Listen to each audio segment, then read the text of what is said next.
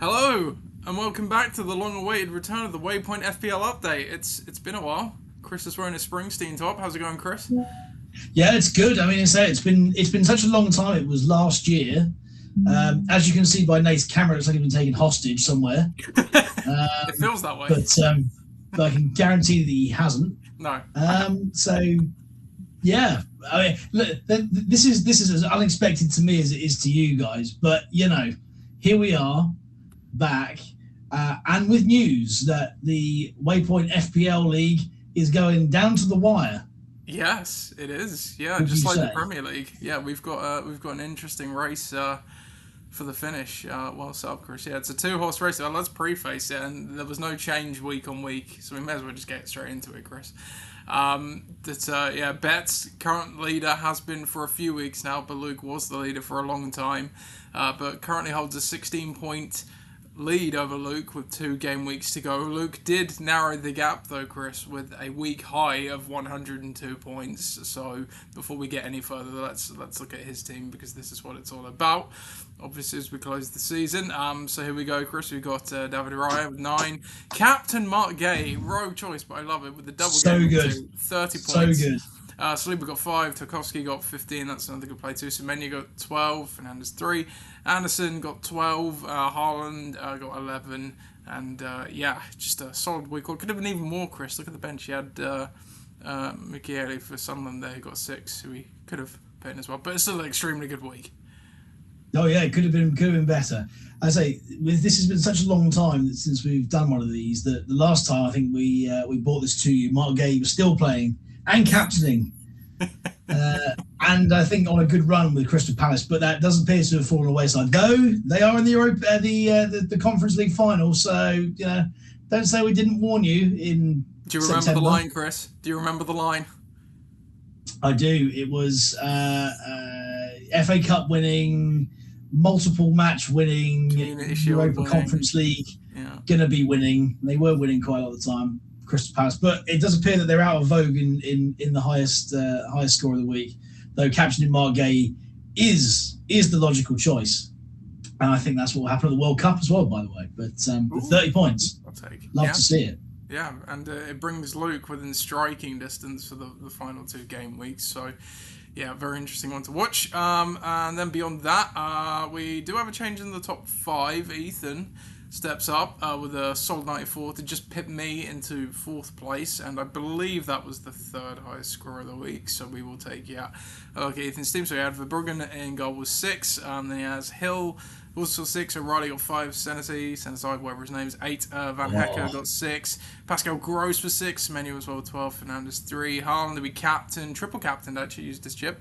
Got 33, and Dominic Calvert-Lewin rate that with 7 points there as well, Chris. Such a hipster back four there. That's love to see that. It's a fully South Coast centric there, apart from O'Reilly, of course. But there's Check his there's a heritage. definite. Yeah, well, absolutely. It's you can't go wrong living by the sea. But here's what I love to see is that yes, that the 33 points from Haaland's obviously catapulted him up. I love to see João Pedro on the bench. That's where he belongs in all formats, including in real life. But Pascal Gross there on the bench. Now, again, this is one we didn't mention earlier in the season because he wasn't playing for Brighton. Then he got signed in the summer in the January window, I think. But by the way, Pascal Gross is one of the most underrated players in all of the league. He is excellent for a club like Brighton, and I'm surprised that not more clubs went in for him. But fair play, he's gone back there, done excellently, and good points returned this week as well. So can't go wrong. With 94 points. Still not quite enough, I don't think, to be able to overcome the 2 ahead of him. No. But I like the boldness of that team. No, it's very good. Yeah, indeed. Owen rounds out the top 5. He's about 30 or so points off of me, and there are not really any changes or league position changes, I should say, going down there, except Callum gets into 9th place with a pretty solid 93 weeks as well, but that wasn't one of the top 3 scores. We'll keep going down the table where we all see the 2nd highest score of the week, and Aiden drops into 10th with Cal overtaking him there. The 2nd highest score of the week came from Jono. Jono with 96, so he's fully transitioning into his coaching role with a solid score here. So we'll take a look at the team. So he had Raya as well with 9. He had Gay as well. Didn't captain him though, so we got 15. That's fine. Senesi with 8. Van Hacker again with 6. Very similar team. Semenya 12. Rice with 3. Hinchelwood with 8. Harms we captained but not tripled between 2, and then Ollie Watkins who got 9. So good outing by Jono as well, Chris. Indeed. Jack Hinchelwood in there, 8 points. Jack Hinchelwood goes under the radar for me in the Premier League because he just goes around, does his business. He's an ugly little ratty guy, but he's not flashy at all, but just does well. 8 points, can't go wrong with that. All right, you could, and even then, it could have been better, but no one in their right mind is dropping Morgan Rogers for Mukiele. Having said that, Morgan Rogers, can we just come back to him? And earlier in the season, people go, oh yeah, he's better than Bellingham. Yeah, he's the man. I don't know about that. Don't know about that. He's been quite quiet, hasn't he? He has been quite quiet. Maybe he's just saved himself for a summer of goals. You've got to hope so. A summer of performance for England. But yeah, I refuse to accept that he's better than my boy Jude, because Jude's the man. Yeah, it takes a lot. He's also played for Real Madrid rather than Aston Villa. That is an accurate fact. I also love if it was written on Hinchelwood's scouting report, ugly little rat. That would just be perfect. Yeah, honestly, he's one of those you just don't think of. You look at him and go, "You're not a footballer," and he's class.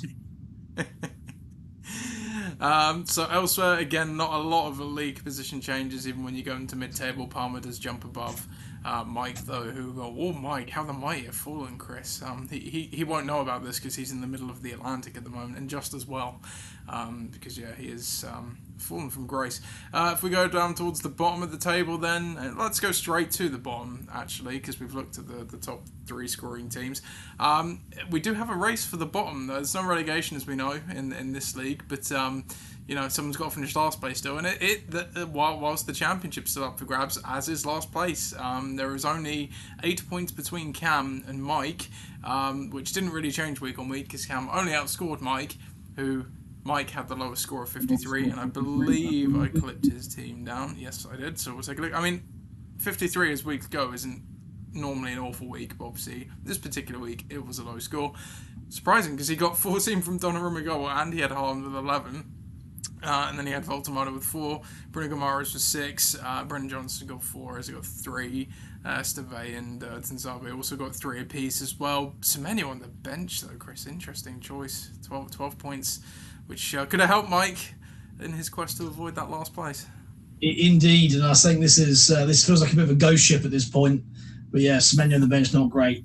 I mean, it's pretty telling when you've got the 3 biggest forwards in the league almost. Up front, that doesn't surprise me when you got the manager is 6 for 8.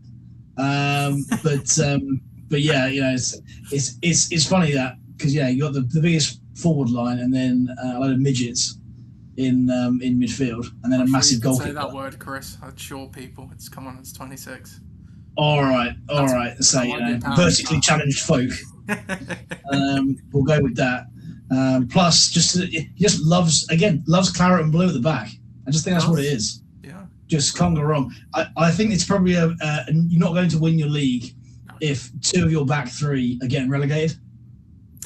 Yeah, generally it's probably not advisable. I would tend to agree with you. I would say, but 3 points and 3 points is not a terrible return.